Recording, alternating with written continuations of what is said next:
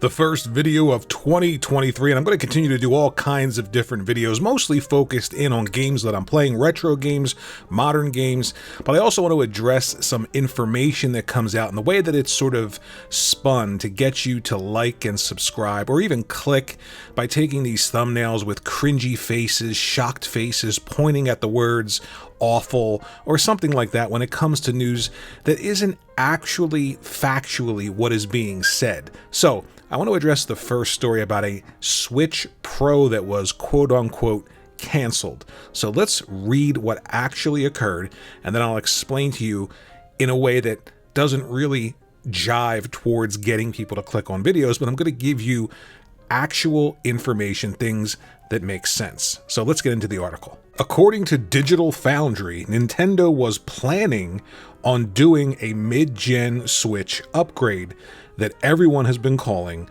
the Switch Pro. However, those plans were ultimately scrapped and work instead shifted towards the next generation Switch successor instead, which most would call the Switch 2. So, what is being said here?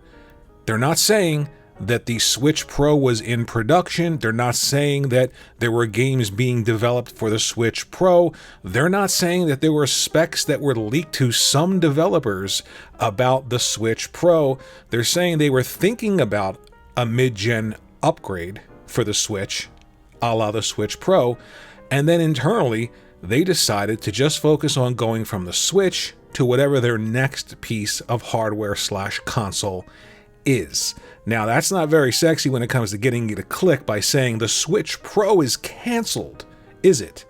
So it's very difficult to cancel something that never existed, and it's very difficult to say that if you're thinking about something that doesn't exist, that means that if you don't follow it through to fruition, then it's canceled. So just to be accurate here, let's continue.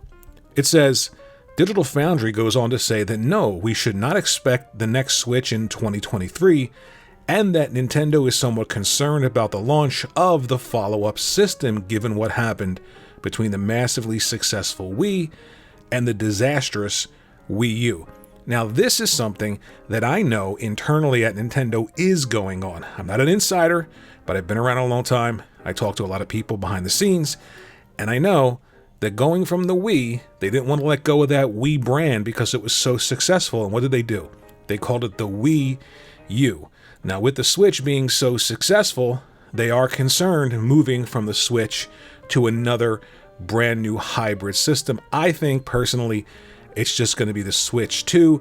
And from now on, you're going to have the SW2, the SW3, just like the PS5, PS6, PS7.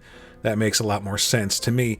But again, I'm not saying that's what's going to happen. I'm not making a cringy thumbnail saying I know it's happening, and I'm certainly not here telling you that if you were excited about a Switch Pro, now your hopes are completely shattered because Nintendo was going to make one. There was one on the production line, and then they decided to scrap it because that is not what is being said in any of these articles, and it's not what should be being said in these YouTube videos that people are making when it comes to the Switch Pro. A very important part of this article is the last part, and it says, it's somewhat easy to see how we arrived here. The Nintendo Switch continues to sell massively well despite lagging behind competitors in power, where in some cases it's pretty much 2 full generations behind.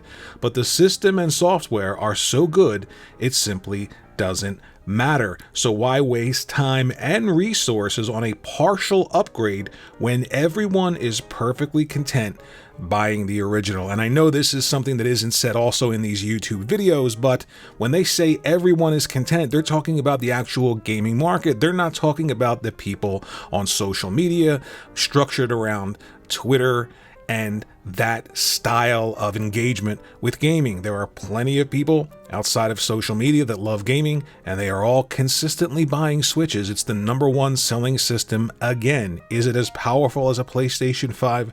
No. Will it have third-party support from some developers?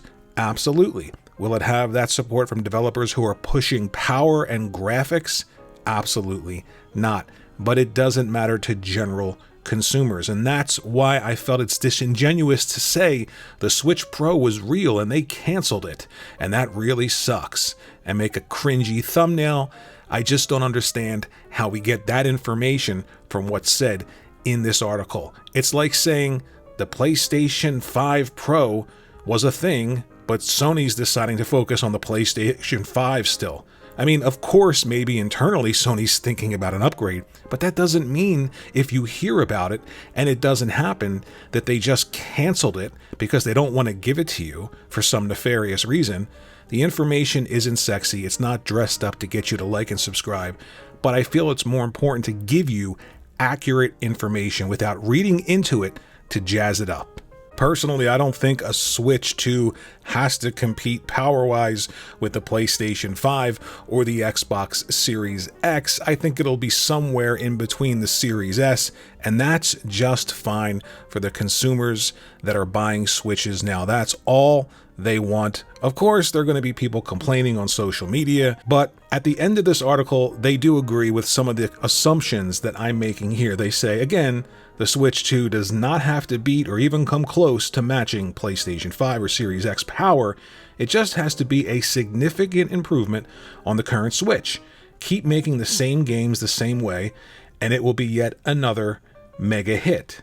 Not a Wii U disaster to worry about, but we'll soon see what happens. And that's where I want to leave this video. Accurate information, no assumptions, and the idea that Nintendo learned going from the Wii to the Wii U. They learned leaning on a name and just doing something gimmicky like a touchpad controller isn't enough. And they know that the Switch hybrid model is a huge success for them. A home console and one that you can take on the go with you is going to be something that I believe they lean on from now in the future. And I think they'll just iterate on the hardware to bring it a little bit closer so that some of those third-party developers who are on the fence porting games to the Switch now will have an easier time doing it.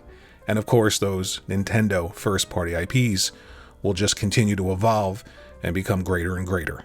Now let me get back to my usual self and talk about video games. This is Mario and Rabbids Sparks of Hope, and if you've been on the fence about this game, let me tell you how amazing it is. I am not a fan of real-time strategy / RPG games, but for some reason this is so approachable and so fun. Maybe it's because you can pick the Nintendo characters and the Rabbids characters, and you can sort of plan your party based on the powers that they have and mix and match teams, and some teammates work better than others together, and it just has that Nintendo, magic. I know I say that and it sounds like cheesy, but it's just an approachable way of helping people get into real-time strategies. I am not a fan of that genre at all. I just don't like them, and I try to like them because there's so many great games in that genre, and I love that art style, that 2.5D art style with some of those real-time strategy games. Absolutely love them.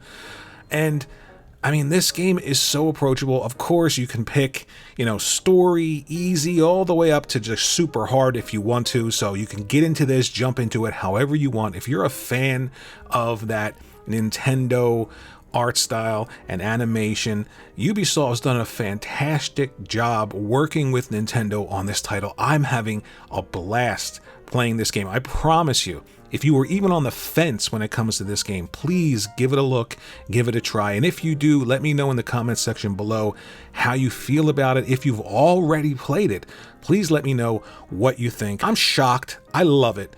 Thanks for watching the video. Have a happy 2023. Think about liking and subscribing. And as always, I will see you in the next video.